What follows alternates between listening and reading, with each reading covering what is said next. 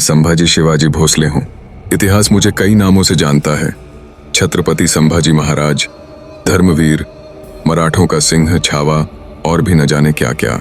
लेकिन मैं आज आपको अपनी कहानी सुनाने आया हूँ। यह कहानी है संघर्ष, त्याग और अपने धर्म और स्वराज्य की रक्षा के लिए लड़ी गई भीषण लड़ाइयों की।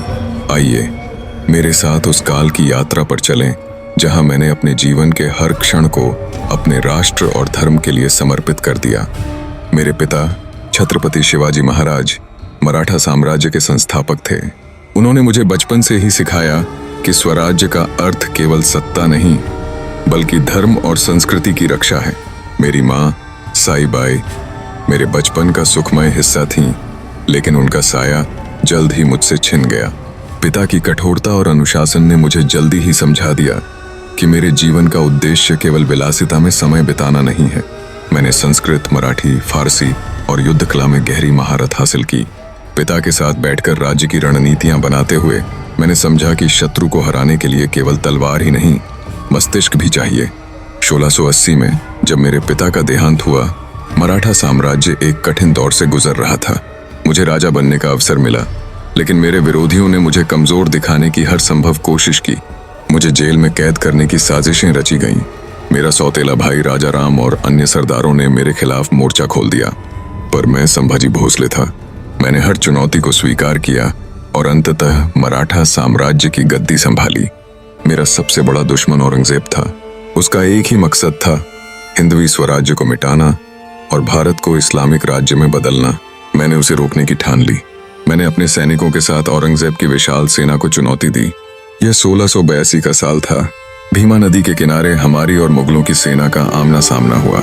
मेरी 20,000 सैनिकों की सेना मुगलों की 60,000 की विशाल सेना के सामने छोटी लग रही थी, लेकिन मेरे पास जोश था, योजना थी और मातृभूमि की रक्षा का संकल्प था। हमने रात के अंधेरे का लाभ उठाया। मैंने अपनी सेना को 3 भागों में बांटा।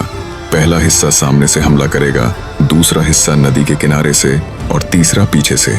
जब मुगलों ने हमारे पहले दस्ते को आते देखा तो उन्होंने अपना पूरा ध्यान वहीं लगा दिया। इस बीच दूसरा और तीसरा दस्ता पीछे से उन पर टूट पड़ा। हमारी तलवारों की चमक अंधेरे में बिजली की तरह कौंध रही थी। मुगल सेना का हर एक सैनिक हैरान था। हमने मुगलों को चारों तरफ से घेर लिया। यह लड़ाई 3 दिनों तक चली। अंत में मुगल सेना भाग खड़ी हुई, लेकिन औरंगजेब ने हार मानने से इनकार कर दिया। उसने चालबाजी की, मेरे ही अपनों को खरीदने की कोशिश की। मेरे करीबी सरदारों में से कुछ उसके बहकावे में आ गए। मुझे विश्वासघात के कारण गिरफ्तार कर लिया गया। औरंगजेब ने मुझे अपने धर्म को त्यागने और इस्लाम कबूल करने का प्रस्ताव दिया।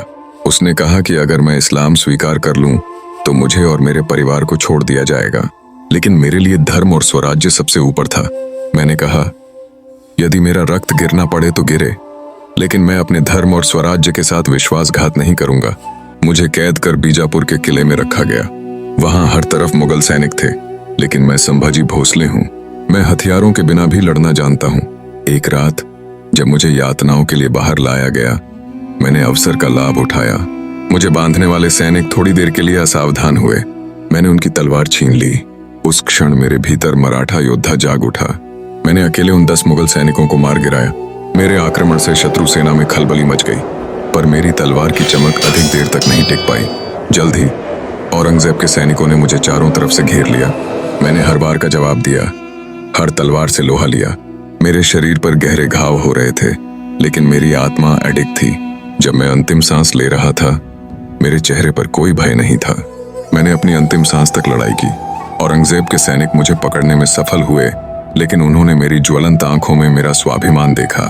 11 मार्च 1689 को मुझे अमानवीय यातनाएं देकर मारा गया, लेकिन मेरी मृत्यु ने मराठा साम्राज्य को और मजबूत बना दिया। मेरी शहादत ने हर मराठा योद्धा को प्रेरित किया। मैं मर गया, लेकिन मेरा स्वराज्य आज भी जिंदा है। मेरा बलिदान उन सभी के लिए है जो धर्म, संस्कृति और स्वतंत्रता के लिए खड़े होते हैं। स्वराज्य मेरा सपना था और उसे साकार करना मेरी जिम्मेदारी। आज भी मेरी आत्मा उसी स्वराज्य की रक्षा कर रही है। मैं संभाजी भोसले हूँ। इतिहास ने भले ही मुझे एक योद्धा के रूप में याद किया हो, लेकिन मेरी कहानी केवल लड़ाई की नहीं, बल्कि अपने कर्तव्य और धर्म के प्रति समर्पण की है।